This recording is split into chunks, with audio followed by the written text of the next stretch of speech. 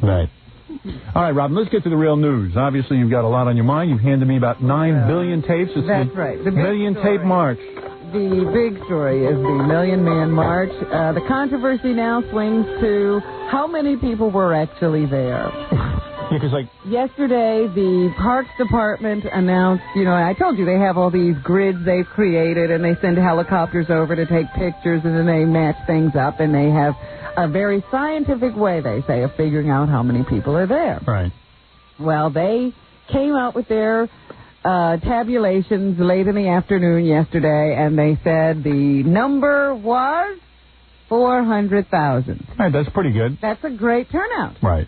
I later saw Benjamin Chavez, who was one of the organizers, along with Louis Farrakhan on BET, and he said they were saying 1.5.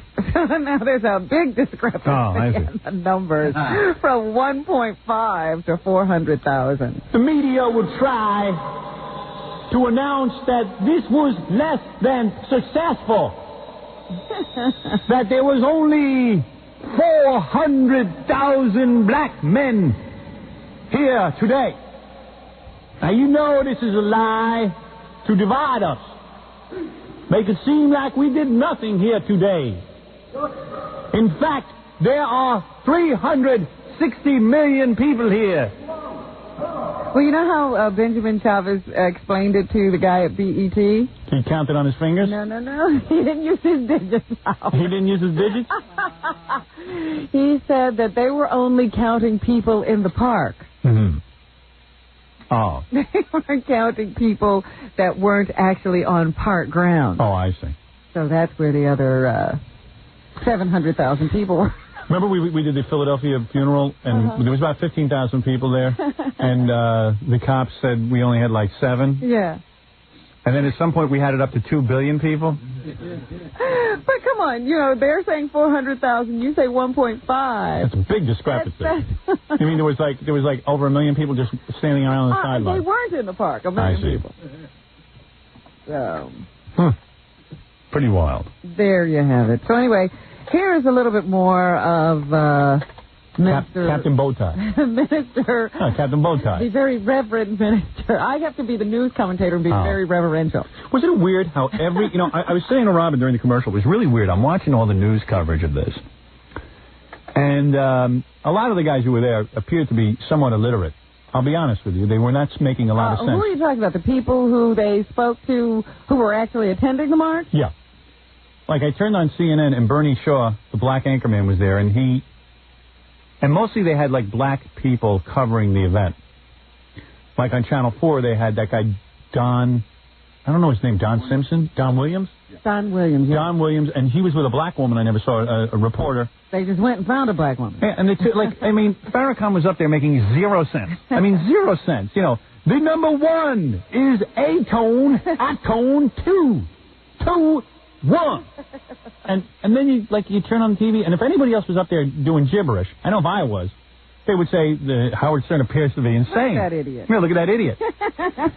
This guy, Don Williams, who otherwise seems to be pretty together, was like, this is one of the most beautiful events. Well, you know what everybody Minister Farrakhan saying beautiful things. It's just like, no, everyone was so afraid to say the guy was making no sense. Saying there's a lot of love in this crowd. It's a peaceful crowd. Yeah, everyone was amazed that no one was rioting. Even Jackie said to me in the hall before I left yesterday, good riot. I think everybody's so relieved that nothing violent is happening. It was really weird because every single newscaster went, you see, there, it was predicted that there might be some violence here, but everyone was like in shock that nobody was rioting. A love fest. A love fest. So, everyone was afraid to say Farrakhan was not making any sense. They were just afraid. They Bernie... were just happy that nothing was going on. Bernie on CNN there is such an articulate black American, and he could not face an audience and say, the man is not making sense. He would not say it. He will never say it. And no one would say it. In fact, it was very funny to me that, all Bernie could do was sit there and say, this has been a very successful event.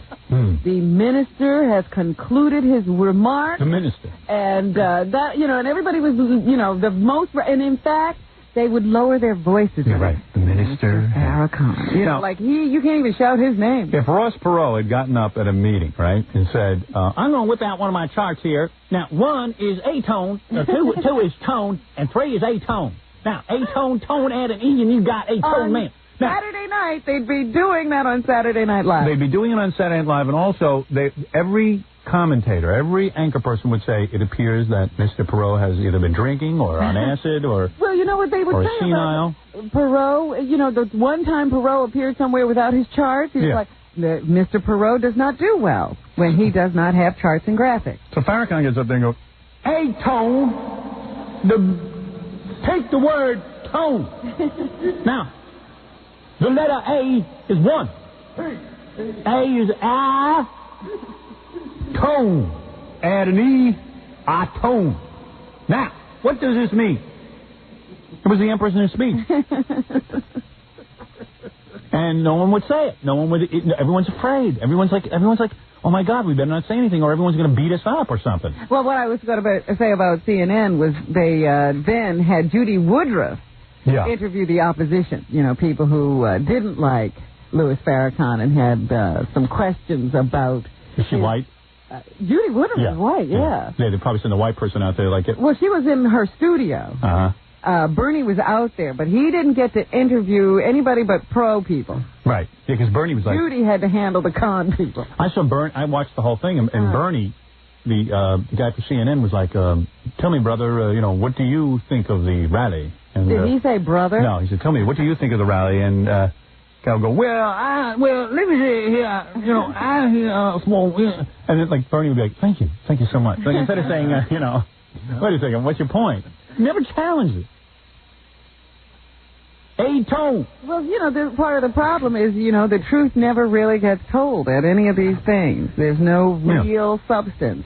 It's all whitewash. Yeah, well, yeah, I mean, a lot of guys were standing there waiting to hear something. Well, even but the entire nation is on eggshells. And says, what did he say? At one moment in the speech, he started talking about how black people were appalled at the deaths of Ron and Nicole. They didn't cheer about the deaths of Ron and Nicole. But I have heard some not too nice things said. We've had people call us here on this radio show showing no concern or sadness at all about the death of Nicole Simpson. Yeah, well, I don't know. Nobody will actually address the situation. This is a man who has rabble-roused for years. And Jesse Jackson's afraid to call him anti-Semitic, and, everyone's just like afraid. Constantly gotten people all stirred up. Right. About your problems aren't your problems, somebody else caused your problems. Like goofing on the president. Well, Mr. President, dear, I challenge what you said. You talked about me today. Farrakhan's thrilled the president's not talking about. I am not a hateful man. Now, I have stood here now for over 2 hours. You see, like, black guys in the audience yawning. It's like bored out of their gourd. Everyone was. Thank goodness he's not right down there in that crowd where he can see the reaction. Yeah, I know. He's got those guys saying yes, sir, and amen right up there with him. And quite frankly, I think each brother there donated $10. I think he could have given the guy a chair so he could sit down and relax. And, how can a guy stand there for 24 hours, standing, waiting to look at a video screen? So anyway, let's listen to a little more of Farrakhan here. Did I start this tape yet? No, I don't think so. Okay, here we go. Clean up, black man, and the world will respect and honor you. All right, that makes sense. That makes sense. This is the first time he's ever said anything like this out in public. Usually it's everybody else's fault. Okay. Let's go on. You got more of him? I think there's more Minister Farrakhan there, isn't there? Well, I got that tape we played. Oh, that's it? Hold on, let me look. Because I scaled down... Did you? Let me see. Oh, yeah, okay. Yeah, this is number 17. Okay. He does make a reference to the president. The president was giving a speech down in Texas about racism in the country yesterday. If you have a slave mentality, you feel you have arrived now because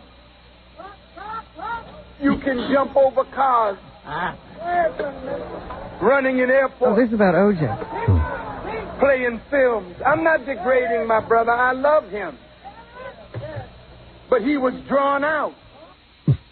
Because he made some money, he's a bad man. No. His whole premise there is that whenever black people can do something, white people come and take them away from their community. Oh, you mean that's what they did to O.J.? Now, O.J. could have gone anywhere he wanted to. Yeah. But no, the white people came and got him and wouldn't let him go back. Right. That's a rational thought. Yeah, I guess the white people stole O.J. away. Like, O.J. had every opportunity to go live in the black community. He didn't. And you don't have to live anywhere, but O.J. associated with who he wanted to associate with. Right. So that's bad. White folks, see, the reason you could look at the O.J. Simpson trial in horror. What's everyone sharing about? Like, does he mention And O.J.? the reason black folk rejoice had nothing to do with the horror of the tragedy. Black folk would never rejoice over the slaughter of Ron Goldman and Nicole Brown Simpson. No? Never. Black folk saw that with compassion. Many black folk grieved over that reality. I don't know about that. I ain't buying well, it. I'm sure there were black people who did grieve. Yeah. I'm white. I didn't grieve. I don't think anybody was grieving. A few black people must have known to grieve. I just grieve when a guy who did it is walking around free because of ridiculous racial notions. And number 19 there. Okay. There was another one I should have pulled. Oh, I got to tell Scott to go get number 47 before we get off the air. All right. So this is 19 you want? Yeah. Okay. This is a prayer? Yeah. Allahu Akbar. Actually, it's a prayer. How do black guys know what to say to this? They're just repeating exactly what he said. Okay. Allahu Akbar. Allah blackboard. Allahu Akbar. Allah whackboard? Allahu Akbar. Cool. What did you guys ever repeat? This is what people came for, to be indoctrinated into Muslim, the Nation of Islam's faith. But there was, he went and sang a whole prayer. I got to have him pull that. A 1, 2, 3. A 1, 2, 3. 4, 5, 6. 4, 5, 6. Okay, I like that. That I like. And there were some people who were also on the dais with him. Here is a little bit of Jesse Jackson on O.J. Simpson. Here you go, Jesse. He's always got something to say. But Jesse played back, he was in the back seat. It was Farrakhan's death. Why was the reaction to the O.J. verdict O.J. verdict. so different? Because there were wounds unhealed. Everyone's That was yelling. more vile. Everyone's so smart. They're yelling and yelling. Everyone knows everything. Ah! Why is everyone yelling? Doesn't sound like those speeches Hitler gives. I tell you, why is everyone yelling, though? Mellow out. He never spoke. He just screamed. And venom toward an integrated jury that voted unanimous than a racist policeman who perjured himself. Some important issues of the day. Meanwhile, these brothers all standing there looking for work, and they're trying to sort of get themselves together, and they're hearing about O.J. O.J. Well, what did the rest of the nation think of this? Of course, President Clinton was doing his own thing down in Texas, saying that we have a racist nation and that we ought to look in our hearts and clean ourselves up. Here's if we have a racist nation. Tears our country apart. We've always had a racist. If you go to work, you never even know. You know what? If you're so busy during the day, you wouldn't even know there are racists out there. I'm so busy I don't have time to think about the racists out there. Stop with all that. So what if they're racist? Who cares? The point is, at one time, it did make a difference because racism was so great in this country, you couldn't get a job. Yeah. But those times have changed. You have to go now and educate yourself so you can do a job. Yeah. I mean, you got to have something to offer in the job market. Who am I talking to here, Robin? I don't know who you're talking to. No, I mean, what tape did you tell me to pull? I want you to get Bob Dole. Bob Dole. Jesus Christ. Look at the amount of tape you pulled. He's here. number 4. All right. Bob Dole was at some Republican fundraiser, and he was asked about, what he thought of the Million Man March. Okay, let me predict. I believe that what these men were there for is good, but I do not agree with the leader. Well, let's see if you're right. The people don't misunderstand me. For the most part, they're well-intentioned. I visit with many of them. They want to make a statement. But Farrakhan is a racist, an anti-Semite. He's unhinged by hate. He has no place in American public life, and all who would lead must say so. And all who would lead must say so. Oh, that's cool. Well, you were right about what he said. Farrakhan is as useless as my arm. Oh. You know what? Even Scott's tapes smell like cigarettes. Oh, dear. Smell this. You got to smell this. He just handed you a tape. Yeah, and I'm sitting here smelling cigarettes. Just smell it. It reeks. It just reeks. Oh, yeah. You got to smell this. I'm not smelling that. I've been in that room. Here, give me that a little bit. That's all right. Here. No, I'd rather you have you play the tape. What is this? This is a prayer that was sung by Farrakhan at the rally. Is it Calypso? Just listen. See,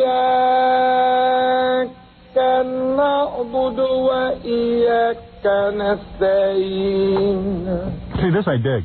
اهدنا الصراط المستقيم صراط الذين أنعمت عليهم I like Coolio better. غير المغضوب Look at Fred swaying. عليهم ولا الضالين. What's that mean? I don't know. It's got to be something to do with a white man. Or OJ. It's either OJ or the white man. I have no clue. All I know is that Bob Dole also addressed the president's statement that we live in a racist nation. Number 10. Okay, I can handle that. I resent the implication by the President of the United States that ours is a racist nation. That the Million Man March could take place is a testament to America's openness. That it was so peaceful is proof of the good motives of her people. Where do they mic him? Is he something he's in a the mic vacuum? is in the back of the room. Nobody really wanted to hear what he had to say. And Newt Gingrich. Gold makes you old.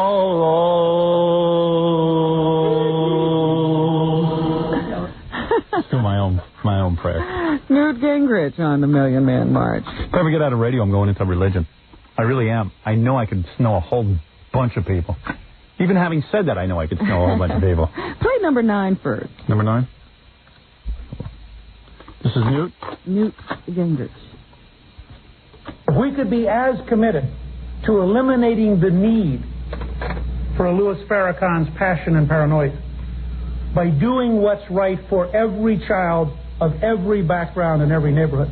Then in its own way, this could be fully as historic a march as the great march at which Martin Luther King gave his I Have a Dream speech.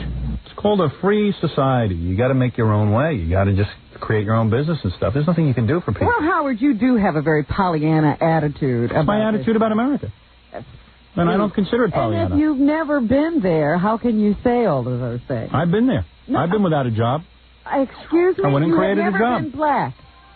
Excuse me. Let me tell you something. I'm half Jewish, and I got news for you. Don't tell you got everyone in the world who hates you. Excuse me. You were never subjected to slavery. You were never denied an education. Bull. Bull. You were denied an education? Slaves were not allowed to read. Yeah, we're talking about where people have come from in this country. Okay, there was a lot of slavery in the world. You don't think Jews were ever shackled and let into ovens and killed? Excuse me. You don't think that? A group of people who were you don't think there's been severely religious denied persecution? their humanity, and even when Jews were kept as slaves, they were not treated as animals. We know that already. But the point is, here is today. But here is today. Are you going to sit here and do what? Don't sit there and simply say that a guy who has no clue can go out and create a job for himself. He's got to do something. He's got to either... Listen, I know guys who come over to this country. Excuse me. I've seen guys who... with the guys who come over to this country again. I've seen Asians who can't speak the language come over here. Mother raise you and then tell them they're supposed to go create jobs. Listen to me. There is nobody out there who can teach this. You can offer a public education. Society can only offer so much. They can offer a public education. We're not arguing there, but you cannot tell somebody who's been in that situation that they're just like a guy who just came over from Korea. If you offer a public education, if you offer benefits to people... Well, you're not letting me finish. Get there, your parents won't get you to school. Yeah. What are you supposed to do? You're going to grow up and be dysfunctional. I'm going to give you an answer. That's what you're going to do. My father's parents came over to this country, couldn't speak any English. My father wanted to continue his education. He wanted to go to junior high. They said to him, you are not allowed to go to junior high. We don't want you going to junior high. We want you out working. We want you to find a job. My father disobeyed them and went to school. That's a completely different Bottom line. thing. Your father had somebody feeding him and raising him from the time he was born. He wasn't the victim of neglect. Well, what are you telling me? Abuse, so what are you saying? Misuse. So whose fault is that? That is the person's fault who brings him into the world. But the person's fault who brought him into the world. You can't then say to that person, go out and make something of yourself. Of course you can. No, you can't. There's plenty of people who came from bad backgrounds. Not bad backgrounds. No backgrounds. There are wolves who can fend for themselves. Wolves. There are wolves who were raised in wolf packs. Not in this society. I don't know about that. What you gonna do? I don't know about that. I'd like to see you run a computer raised by wolves. Screw a computer. I know a guy who's working. You know what he does? He's an honest guy. He don't make a fortune. He goes out. You know what? You are a brilliant human being. No, I'm not brilliant. You know what everyone else can do. I'm not telling you. I am going to tell you that people raised in that situation don't always prosper. Every once in a while, what is you get society somebody to do? who can make something. What do you want me to do about it? Society can't do anything about it. It's simply stupid to sit there and say it's all they have to do is this. That's a simple and stupid statement. Well, I'll give you another simple and stupid statement. All a guy has to do. All a guy has to do is be get together sane first. All a guy has to do. He has to be sane, No, Howard. you don't have to be sane. Yes, you have to be able to make 1 and 1 equal 2 in order to get something done. You don't need to even do that. I'll tell you what you can do. Get a couple of these guys together who are standing there and say, here's what I'm going to do today.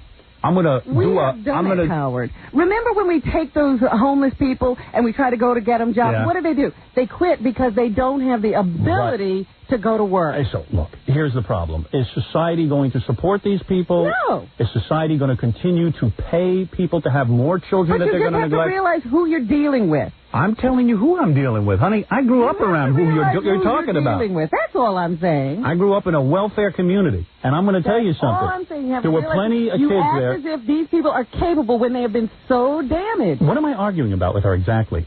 Oh, do you know? You don't know. I don't. I don't even know what you're talking about. The point is, don't be simplistic about a very complicated situation. Oh, I see. Well, how will you solve it? I didn't say there was a solution. I do. You don't have a solution. Oh, I have a solution. You do not have a solution for those people. Yes, I do. You do not. I absolutely do. You do not. The first thing I'd put them on is work fare. That's all right, number go one. out and do it. If you can do it. No one will elect me. Go out and Make me the president of the United States. Do it. I will get you. You always say, all you have to do is be president. Now you're abdicating. You say you can't do it because you're not president. I'm a disc jockey.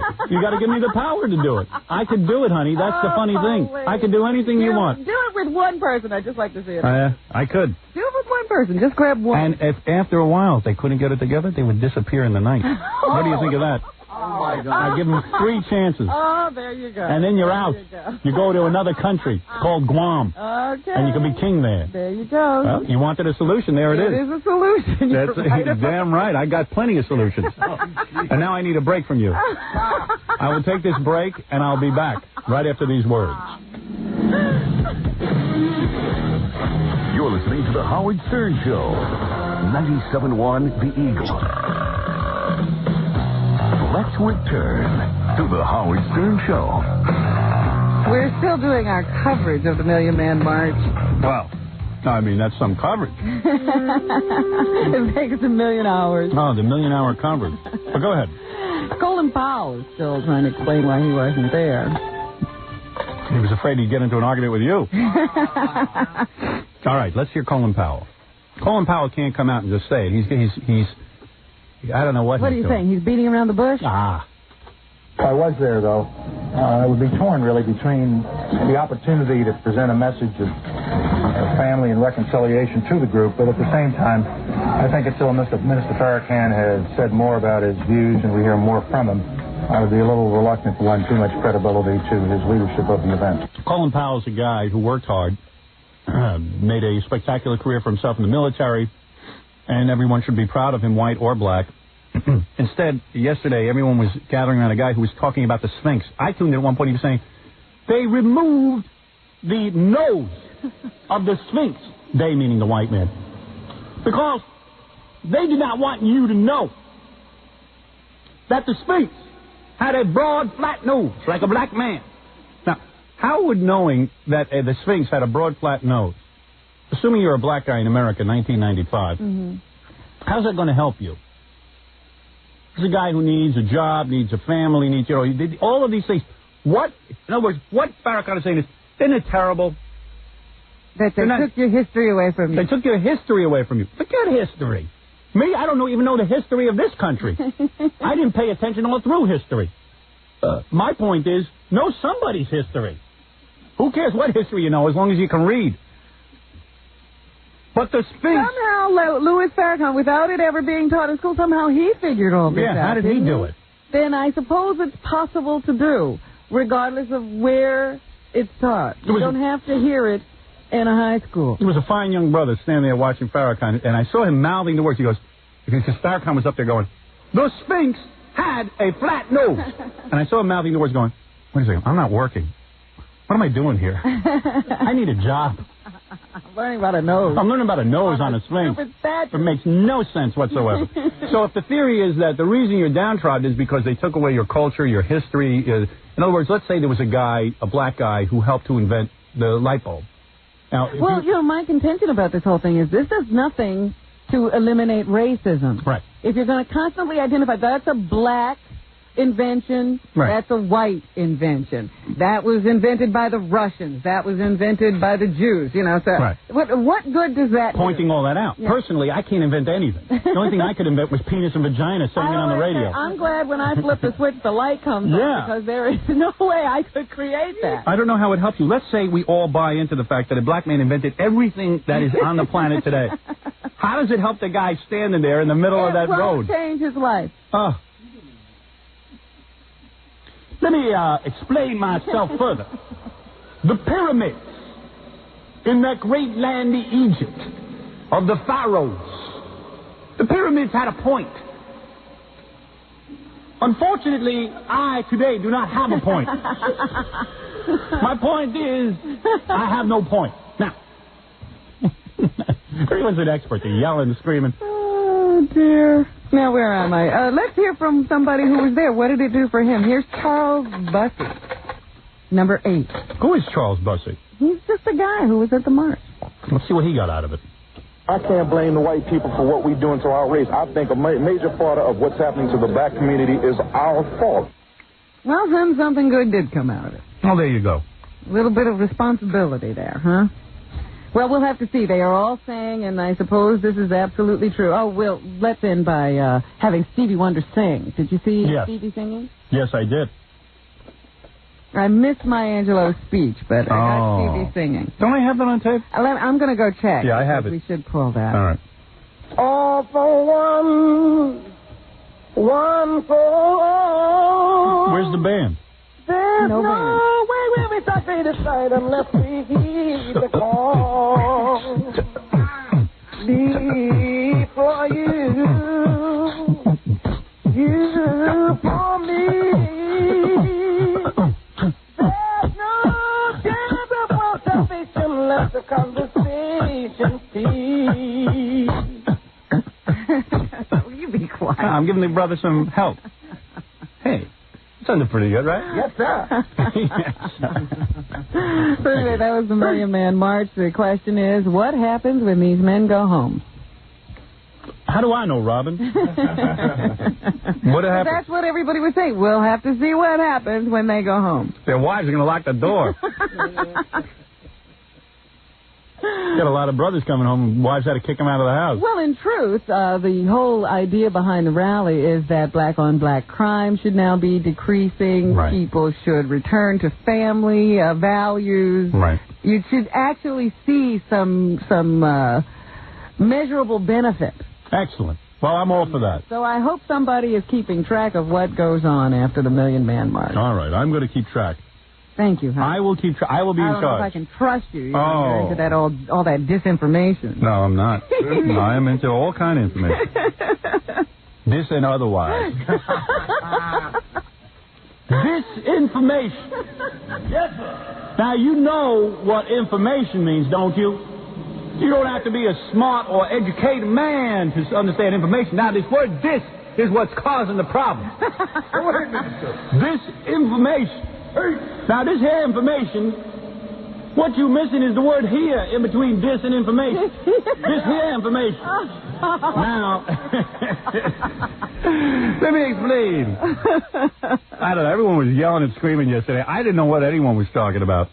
I just didn't know. Maybe I'm nuts. Well, all I know is Jackie was happy that there was no violence.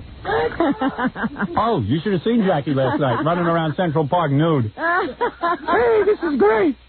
Those guys haven't gotten back yet. Oh. I'm not afraid.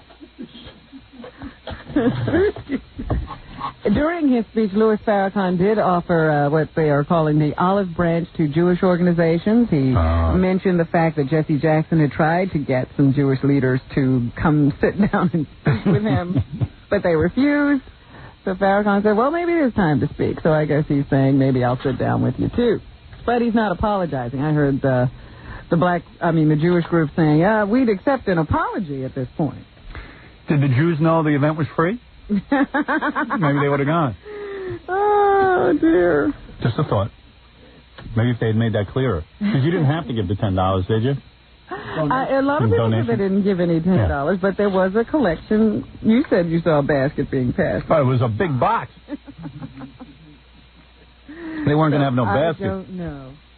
Yesterday, everybody was very excited to see the first public appearance of Christopher Reeve, the man who played Superman in the movies. Yes. Actually came out for a dinner. Terrific. By an organization, given for Robin Williams. Mm-hmm. It's an organization which he co-heads, that Christopher Reeve co-heads with Blair Brown. They were honoring Robin, a good friend of Christopher Reeve. So he was there to make the introductions. They did not allow photography. Well, they did have photographs taken, but they did not allow cameras to film the event. Wonder why. But afterwards, a lot of people talked about what it meant to them to have Christopher Reeve there last night at the Pierre Hotel. Here is Robin Williams.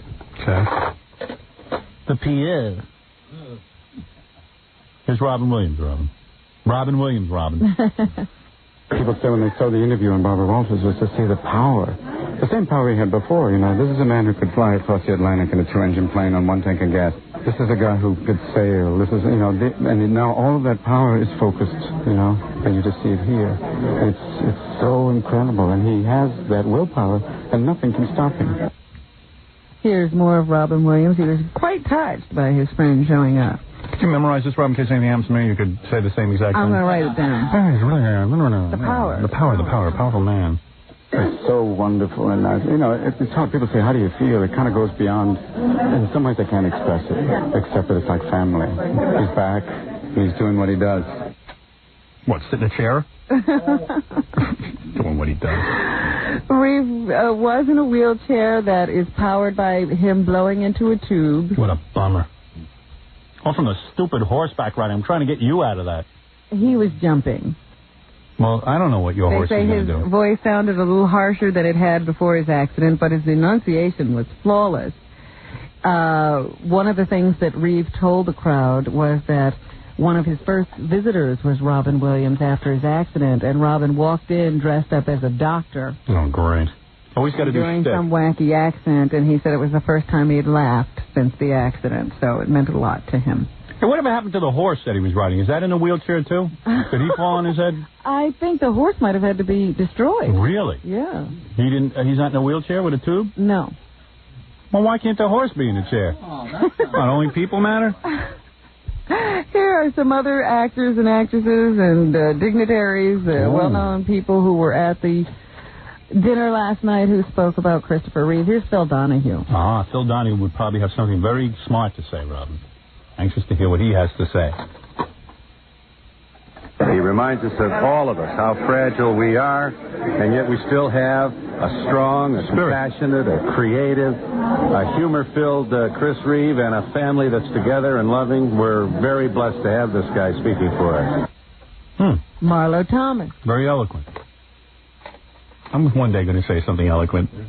Isn't it great to find out that Superman really is Superman? That he really has an important role to play, not only in the Creative Coalition, but I think in inspiring us in this country, which is very much lacking in heroes. And now we have a real hero in Chris Reeve. Spread your legs, baby. Oh, stop. The actor... Everyone's got something to say. Ron Silver. Oh, Ron Silver. He's a top guy. Top Hollywood guy. His body is not moving right now, but his mind is there. Duh. He's still the same pain in the ass sometimes. Every once in a while, he's back. It's Chris. It's all Chris. He just can't move right now. But and he will do that again one day too. Monday. One day. Oh, one day. So I guess Ron Silver very optimistic. Good man, that Ron Silver. About Chris's prospects in the future.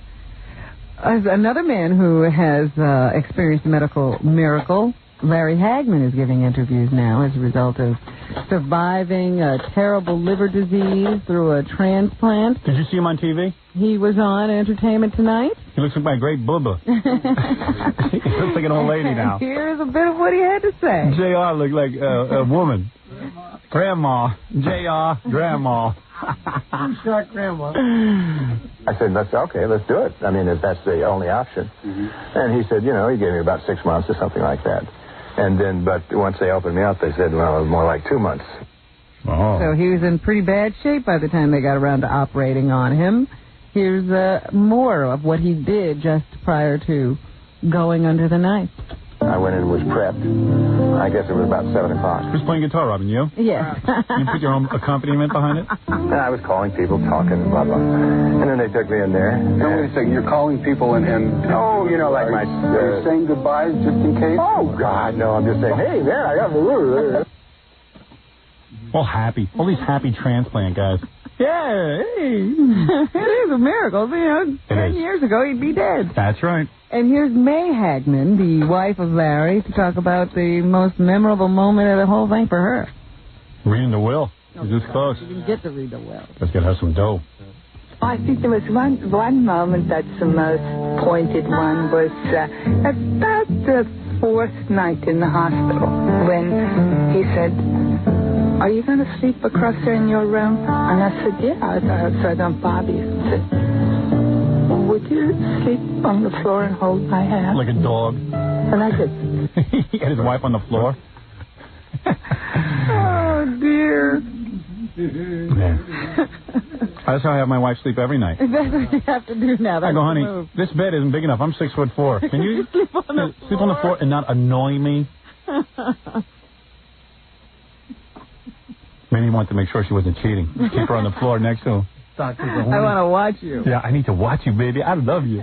Stay right there. Stay right there on the floor. I can keep my eye on you. What else, Robin? Anything? And guess who's coming back to New York? Dwight Gooden is Dwight Gooden going to be a Yankee. Oh, that's great news. Excellent. That affects my day.